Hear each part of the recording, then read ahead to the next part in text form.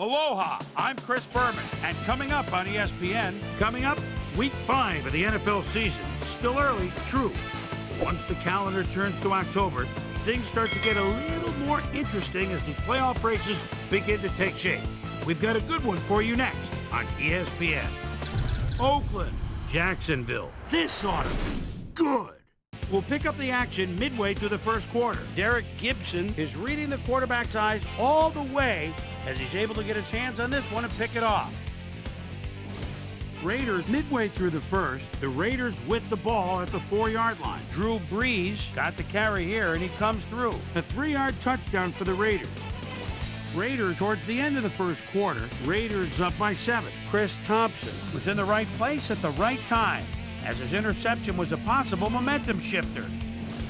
The Jags later in the second, Austin get the call for the lengthy field goal attempt, and he would in fact deliver a 47-yard field goal. Jags back 7-3. Rich Commander Cody would come up with the big play to kill a drive as he was able to step in front of a wayward pass for an INT. Raiders later on in the second quarter, the ball at their own 37. Drew Brees would find his target on this one. The Jags midway through the second, Jags behind by 4. Derek Gibson was in the right place at the right time, as his interception was a possible momentum shifter. The Jags late in the second quarter, Byron Leftwich would drop back and deliver a strike on this one. Jags down 7-3. Sean Springs would come up with the big play to kill a drive as he was able to step in front of a wayward pass for an INT. The Raiders have it off an interception, already inside field goal range. Rasheem Mathis would come up with a huge play here as he was able to pick one off here, then had some clear sailing in front of him. Touchdown for the Jaguars. And that's where we'll leave this one. Jags are holding on to a lead, 10-7. Let's get started in this one early in the third quarter. Tim Brown found a soft spot on the defense, and it worked to his advantage. That set up a 37-yard field goal. The Raiders knotted up 10-all.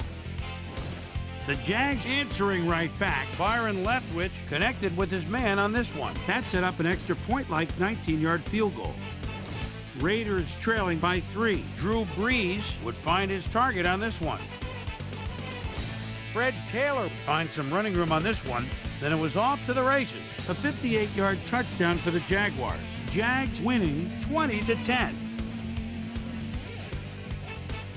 After driving 38 yards on 8 plays, Austin would be called upon for the field goal try, and he'd come through. A 45-yard field goal. The Jaguars move ahead by 13. The Raiders on D, Greg Party Favors would come up with the big play to kill a drive as he was able to step in front of a wayward pass for an INT. And that's where we'll leave this one. Jags win this one 23-10.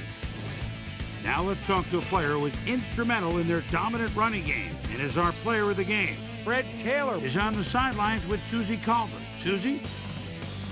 Thanks, Chris. You really hustled today, and you helped your team put this game away. What made the difference for you guys to come out triumphant today? Our defensive guys were just animals tonight. They were all over the place, and I think they got on their heels a bit. They made things a lot easier for us on the offensive end for sure. Back to you, Chris. I'm Chris Berman, and that concludes our broadcast of the NFL on ESPN, the worldwide leader in sports. Take care. We'll see you next time.